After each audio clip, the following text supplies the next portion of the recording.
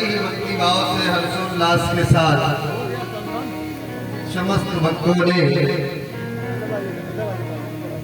परम योगेश्वर जगत नियंता जगताधार कर तुम मकर तुम मन्नता कर तुम अखिल कोटि ब्रह्मांड नायक जगत नियंता जगताधार श्री नारायण हरि के पावन प्रकटोत्सव की आप लोग पावन चर्चा सुन रहे थे। इसलिए बड़े ही धूमधाम से बड़े ही हर्षोल्लास के साथ हम लोगों ने कृष्ण जन्मोत्सव मनाया। आप लोगों ने कल पावन चर्चा सुनी, आप लोगों ने सुना जिस समय वसुदेव जी लेकर के चले कन्हैया को सर पे जो ही रखा। देखिए जब ये जीव परमात्मा की तरफ एक कदम बढ़ाता है ना तो ये माया की बेड़ियां अपने आप खुल जाती है। ये जो बेड़ियां पड़ी है ना हमारे आपके, ये सब माया की बेड़ियां। और जब परमात्मा के नजदीक जीव जाता है तो बेड़ियां टूट जाती हैं।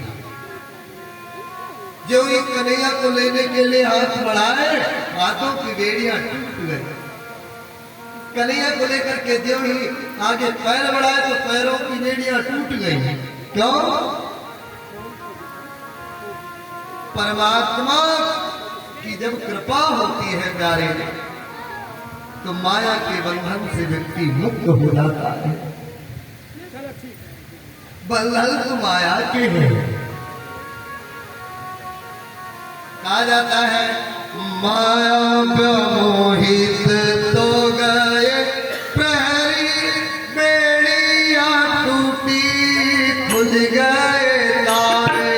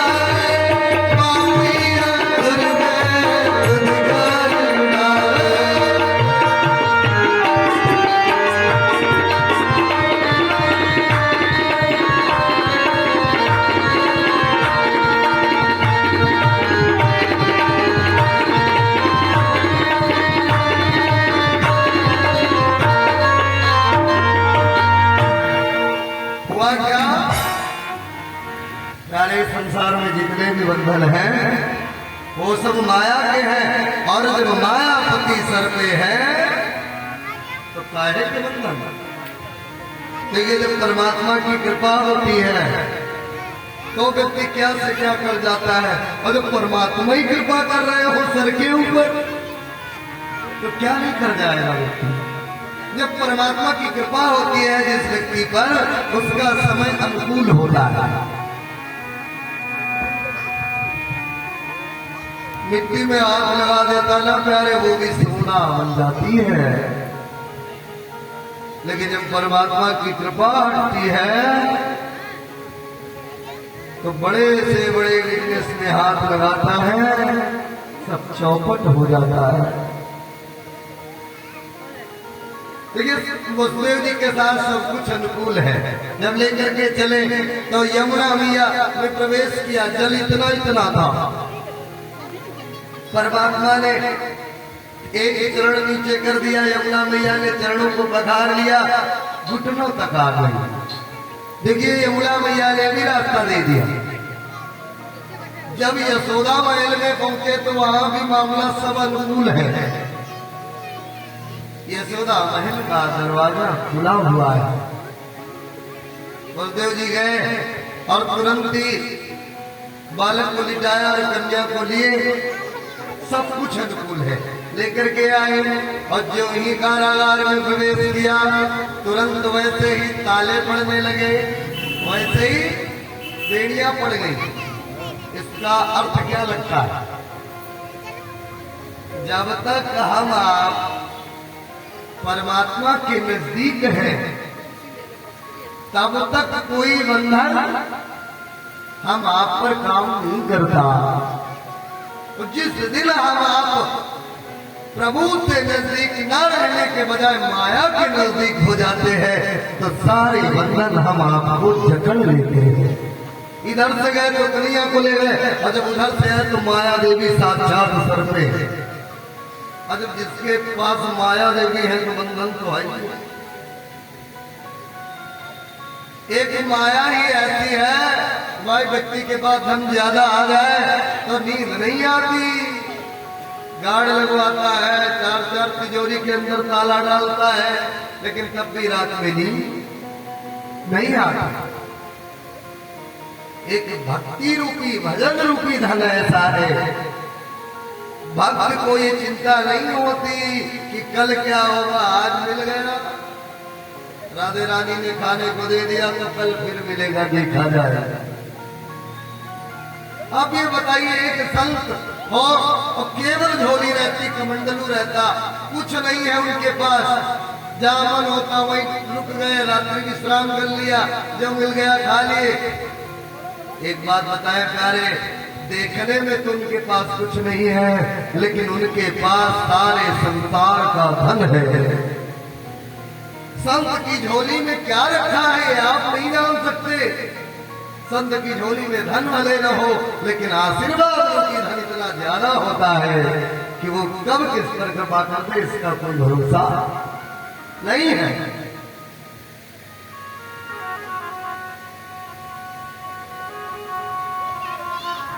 मैं भी अच्छी खासी जॉब करता था। हाँ,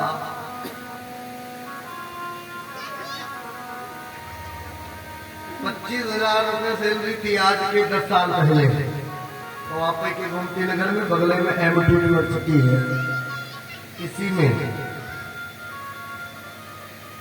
संत की कृपा हुई क्या ले रहे।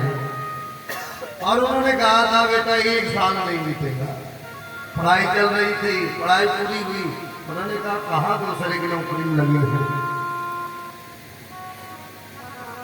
तुम बेटा इसके लिए नहीं बने हो, तुम जिसके लिए बने हो वो करो। छोड़ दिया, साल नहीं बीता, रुपा हो। प्रत्यक्ष में शिवम भैया है, शिवम भैया उस समय के साथ में है जब ये पहल नहीं बजाते थे, ये झांकी करते थे, बहुत अच्छे कलाकार हैं, इनके ग्रुप चलते थे सीतापुर में झांकी के। लेकिन इन पर भी कृपा हुई संतों। आज बढ़िया आपको पैड बजा रहे हैं, सिंगर तो पहले से थे, जागरण सिंगर, कृपा ही हुई। हम ही लोगों ने कहा भैया ये नाचना बंद करो, ब्राह्मण हो करके इनको, इनका हृदय में ये मुंह से कहे या न कहे हृदय में गवाही नहीं देगा, कहना पड़ेगा। एक ये हुए, एक विनय वाजपेयी हुए, दोनों लोगों को नाचने के लिए रोकने वाले हम ही, भैया नाचो ना। और तो जितने कथावाचक सब कहते थे आओ भैया तुम्हारे चक्कर में 1000-2000 हो जाता है।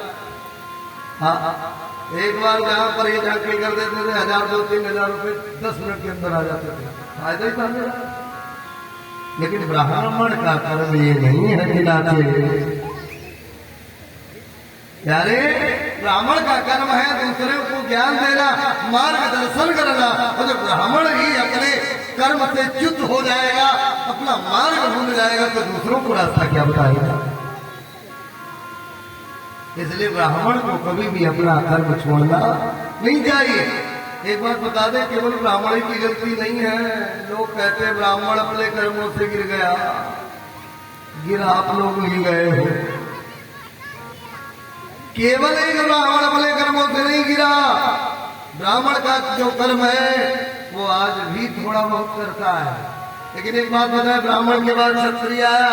क्षत्रिय के लिए 4 कर्म है और उन 4 कर्मों से अब 5 कर्म करने लगे, दान लेने भी लगे। बहुत से ऐसे कथावाचक हैं जानने वाले जो दान ले रहे। क्षत्रिय के लिए दान लेना नहीं है, दान देना है। क्षत्रिय अपना कार्य करना नहीं चाहता ना, बिजनेस करना चाहता है। प्यारे बिजनेस है तो वैश्य का,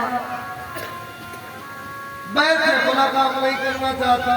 वो कहता हम पंडिताई करेंगे, कथावाचकी करेंगे। आज बहुत से ऐसे हैं।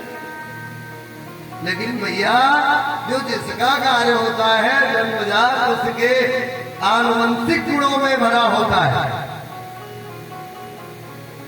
वैश्य क्या बराबर अच्छा बिजनेसमैन कोई और नहीं हो सकता, करने को चाहे तो करे।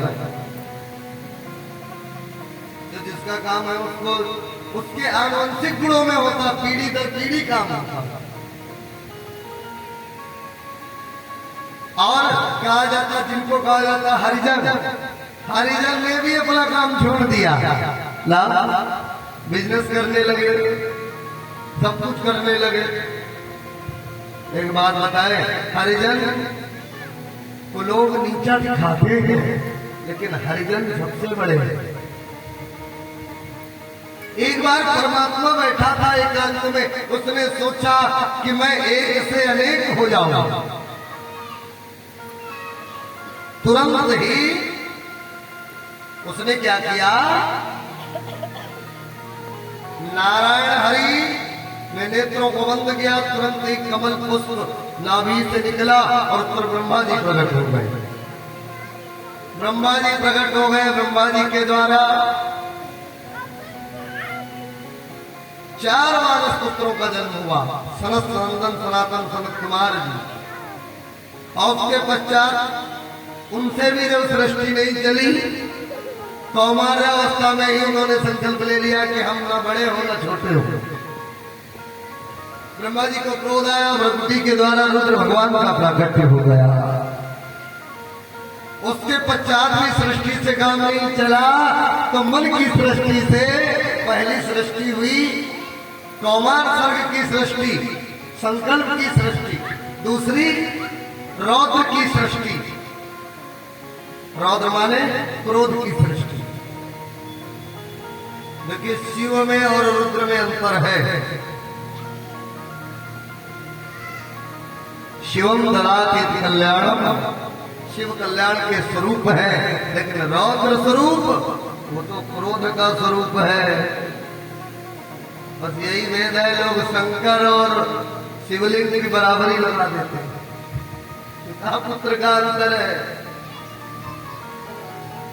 लोग तो यही समझते भोले बाबा है ये। कभी भी रुद्राभिषेक घर में करो तो उनमें आंखें, मूछे, दाढ़ी कभी भी ब्राह्मण को न बनाने दो, वर्जित है। ये पुराणोक्त वर्जित है। शिवलिंग का मतलब कोई आकार नहीं होता। शिवलिंग चौड़ा भी हो सकता है, शिवलिंग छोटा भी हो सकता है, शिवलिंग आयताकार भी हो सकता है।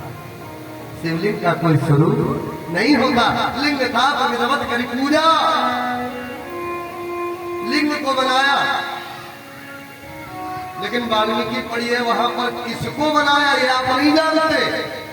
लिंग माने होता क्या है उसको समझना पड़ेगा। हिंदी भाषा बहुत जटिल भाषा है। छोटा, लिंग माने छोटा भी होता है,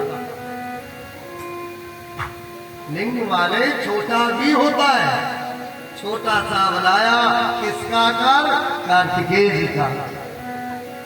वहां पर रामेश्वरम में कार्तिकेय का स्वरूप है, कोई और थोड़ा ही है, वो शिव के ही स्वरूप। छोटा सा स्वरूप बनाया, क्योंकि जब कोई भी कार्य हम आप करें तो सर्वप्रथम कार्तिकेय की पूजा करें। गणेश से भी पहले कार्तिकेय की पूजा होती है। आज तक आप लोग यही जानते होंगे प्रथम पूजित गणपति राम, लेकिन गणेश से भी पहले पूजा होती है कार्तिकेय जी की। और करते हो, हर व्यक्ति करता है लेकिन जानता नहीं है। कथा एक प्रचलित है, स्कंद पुराण की कथा है कि एक बार ये प्रतियोगिता रखी गई, कौन तीनों लोगों को भ्रमण करके आ जाएगा। कोई अपने गरुड़ पर कार्तिकेय जी सवार हुए, तुरंत ही मोर पर सवार होकर के भ्रमण करते हुए देर में आए। इतनी देर में गणेश जी माता पिता की परिक्रमा लगा करके बैठ गए। बोले बाबा ने तुरंत ही वरदान दे दिया, जाओ आज के बाद देवों में प्रथम पूज्य हो गए। एक बात सदैव नोट करना, पिता के अंदर भले पक्षपात हो जाए लेकिन माता के पास पक्षपात नहीं होता। माता का एक बेटा पागल हो,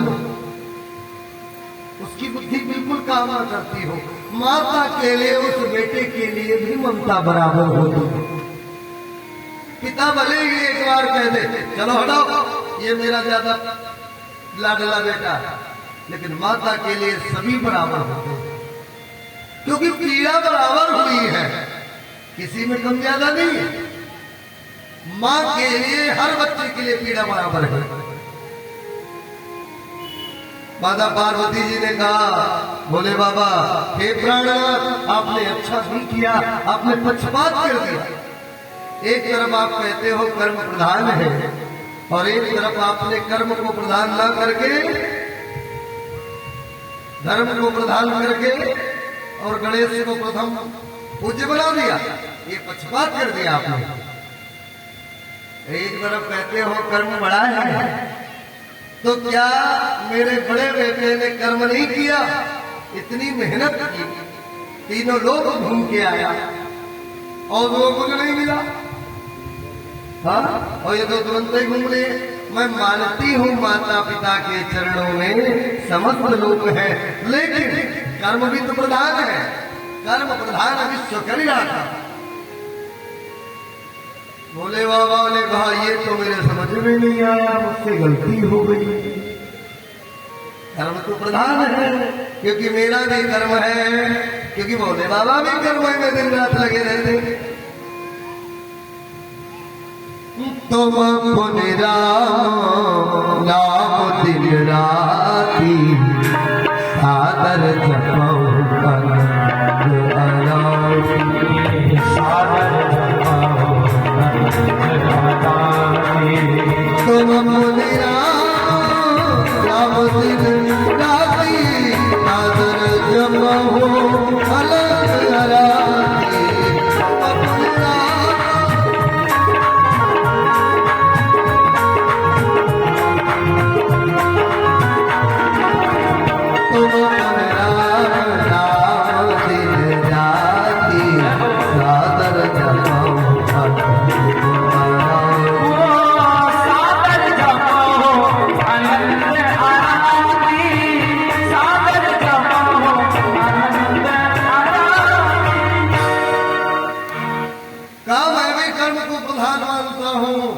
माता जी ने कहा तो फिर भी क्यों कर दिया? क्या जाओ देवी, अब मैंने जो कर दिया तो कर दिया, क्योंकि तरकस से निकला हुआ बाण धनुष से छूटा बाण और वाणी से छूटी हुआ शब्द वापस नहीं आता। जाओ देवी, लेकिन जाओ मैं इसमें थोड़ा फेर बदल करना है। मेरा बेटा गणपति पूजा तो जाएगा प्रथम, लेकिन गणेश जी की जब स्थापना होगी तो सबसे पहले मेरे बड़े बेटे का पूजन किया जाएगा। गणेश जी बनाए कार्तिकेय ही जाएंगे। कैसे? पैर नहीं हिलाया जाता, ये काम अच्छा नहीं होता है। जो नारियल रखा जाता है, ये नारियल स्कंद देवता के प्रतीक है।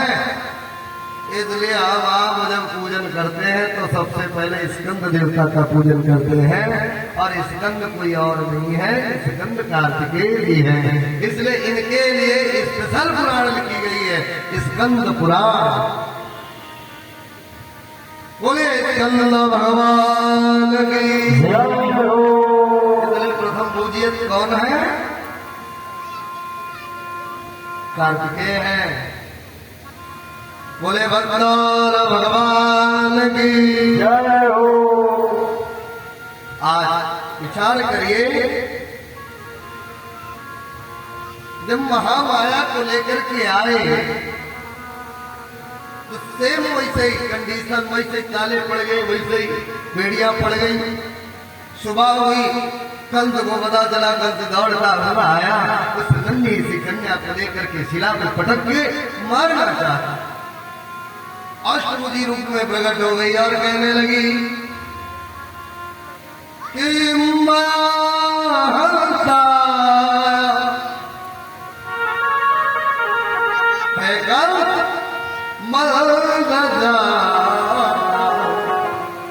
हे मंदबुद्धि, तू बेवकूफ है, तेरी बुद्धि बंद हो गई, तू मुझे क्या मारेगा? तुझे तो मारने वाला गोकुल में जन्म ले चुका है। और जब ये कंस ने सुना तब तो तुरंत चरणों में गिर गया और गिड़गिड़ाने लगा, मैया कृपा कर दो, बता दो कहाँ किसके घर में जन्मा?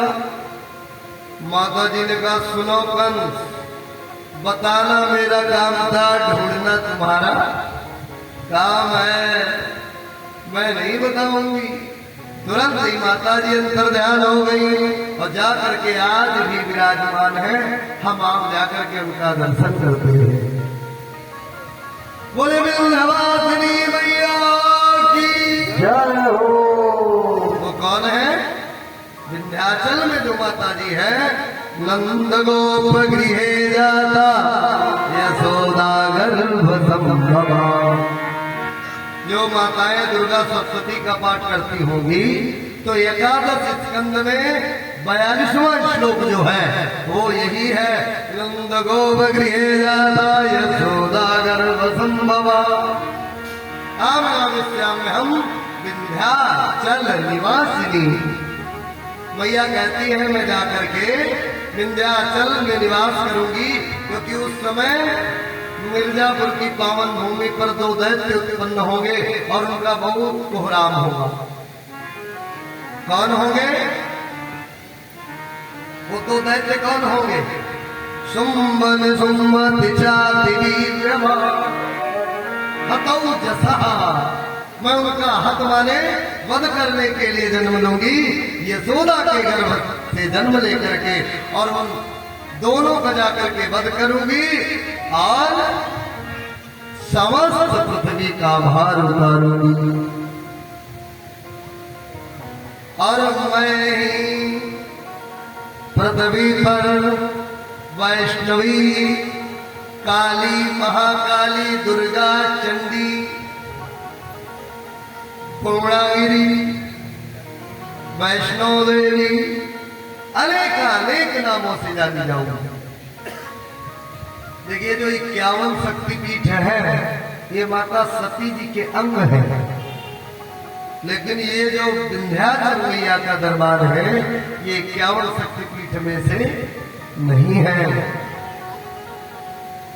ये प्रभु की वैष्णवी माया है, इसलिए 51 शक्तिपीठ का दर्शन करो तो विंध्याचल जरूर जाओ, नहीं तो आपको माता जी के दर्शन करने का पूरा फल नहीं प्राप्त होगा।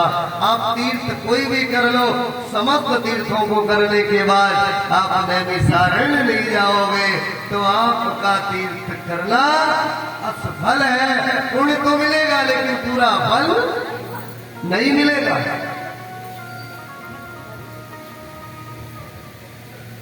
क्योंकि नैमिषारण्य पुण्य स्थली है, इस पृथ्वी का केंद्र है, और इस पृथ्वी के केंद्र में केवल उतनी ही जगह पवित्र है जितने में चक्रतीर्थ है, और इस संसार में कोई पृथ्वी पवित्र नहीं है, क्योंकि हर मृदा में दोष और गुण पाए जाते हैं और उतनी पृथ्वी में कोई दोष नहीं है, क्योंकि जड़ चेतन गुण दोष में विश्व की न करता।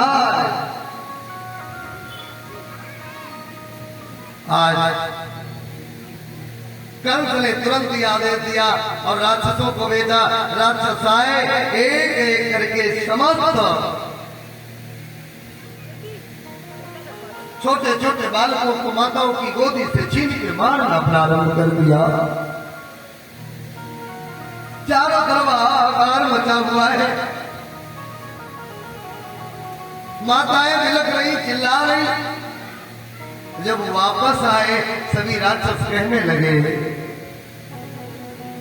कि मैंने समस्त बालकों को मार दिया। कहा अच्छा, सबको मार दिया? चाणूर बोला नहीं महाराज, एक घर हम लोग नहीं पहुंचे। कहा? जो ग्वालों के सरदार हैं ना, नंद महाराज जी के यहाँ बधाइयां बज रही थी और वहां पर स्त्रियों की भीड़ जमा थी, और स्त्रियों की भीड़ में पुरुषों का प्रवेश वर्जित था, क्योंकि प्रसूति गृह में पुरुषों का प्रवेश नहीं होता। इसलिए हम लोग वहां पर नहीं पहुंचे महाराज, केवल वहीं का बालक जीवित है। तब तो गड़बड़ हो गया, कहीं वही मेरा काल निकला तो। कंस ने कहा कोई है जो मेरे इस मनोरथ को पूर्ण कर सकता है, क्योंकि कहने लगा भर गए रुधिर से महाकाल, भर गए रुधिर से महाकाल, पर हृदय हमारा भरा।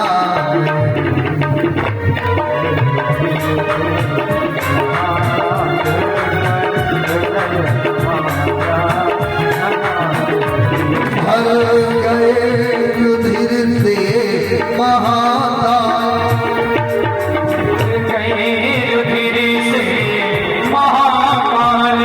पर हृदय हमारा भरा नहीं। भर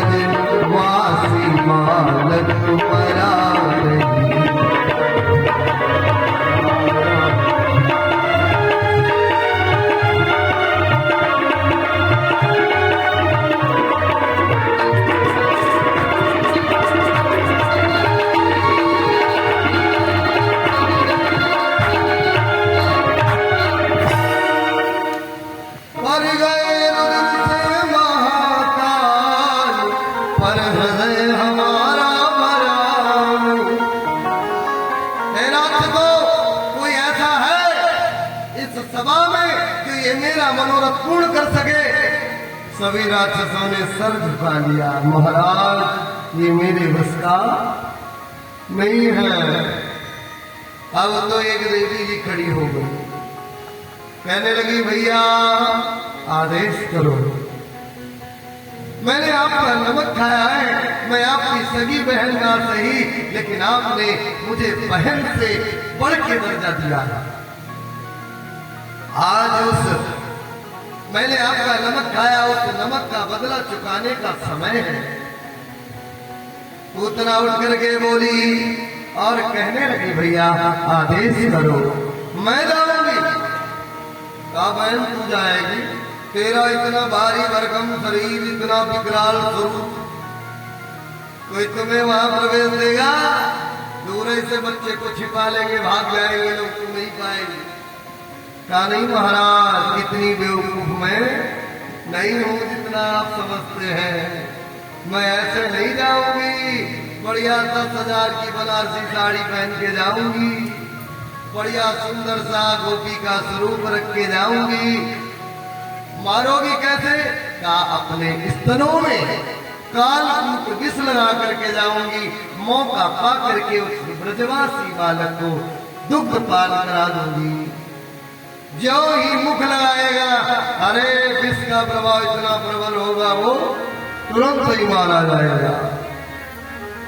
अब तो पुतना चली और इधर चारों तरफ बधाइयां बज रही हैं।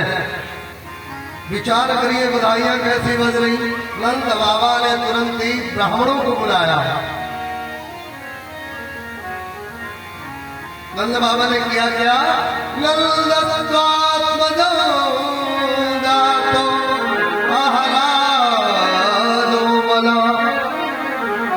बाबा के हृदय में आह्लाद उमड़ रहा है, बहुत प्रसन्न है। क्यों? आत्मज बन गए। व्यक्ति आत्मज कब बनता है? आत्मज कब बनता है? भाई जिसके बालक या बालिका नहीं होगी तो उसके आधार कार्ड पर कैसे लिखा जाएगा सन ऑफ आत्मज? कैसे लिखा जाएगा? जिस दिन कोई संतान होती है उस संतान के नाम के आगे लिखा जाता है आत्मज। आज नंद बाबा चौथे मन में आत्मज बने हैं। इसलिए सुखदेव जी कहते राजन परीक्षित नंदस्वात्मजं जातो आह्लादो मलम्। चारों तरफ आह्लाद सा उमड़ गया है।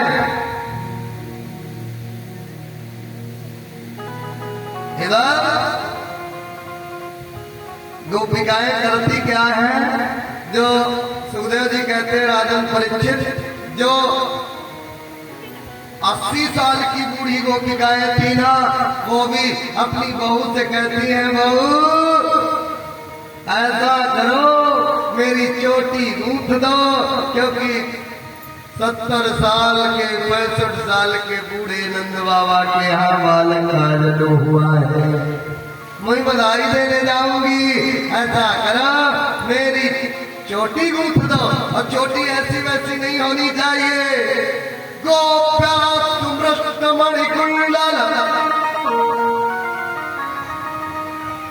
गोपियां कहती है, बहू मेरे कानों में कुंडल पहना दो और मुझे बहुत ही सुंदर बना दो।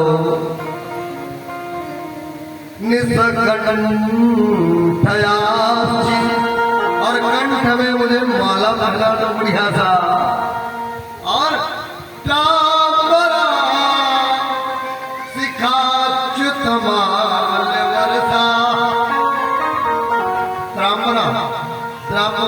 माने 3 प्रकार की चोटी गूंथ दो। एक लड़ वाली नहीं, काम नहीं चलेगा। 3 लड़ वाली चोटी गूंथो। शिखाच्युत माल्य वर्षा, और उसमें माला लपेटो, माला लगाओ। और जो ही गोपिकाएं इस तरह सज के चली तो सुखदेव जी कहते हैं, धन्य है गोपिकाएं, धन्य है ब्रज की शोभा। शिखाच्युत माल्य वर्षा, गोपिकाओं के जूड़े में लगे हुए, चोटी में लगे हुए पुष्प टूट टूट के गिरते हैं। उनका भाव है कि मैं एक गोपी के पुष्प से टूट के पृथ्वी पर गिर जाऊंगा तो दूसरी गोपी का पैर मेरे ऊपर पड़ जाएगा, मेरा कल्याण हो जाएगा। क्यों? कितनी भाग्यशाली गोपिकाएं हैं जिन मुरली मनोहर लाल के एक दीदार के लिए व्यक्ति जलम जलम अग्नि जतन कराही अंतराम मुख आवत नहीं। आज उनका दर्शन करने जा रही गोपिकाएं कितनी भाग्यशाली है। नंदालयम सवलया ब्रजतीरे। और जब वो गोपिकाएं चलती हैं तो धूल उड़ती है। वो धूल गोपिकाओं के बालों पर ऐसे चमक रही, क्योंकि बालू है ना, बालू की रमण रेती जब चल रही है तो बालू ऐसे चमक रही जैसे चांदी के बाल हो।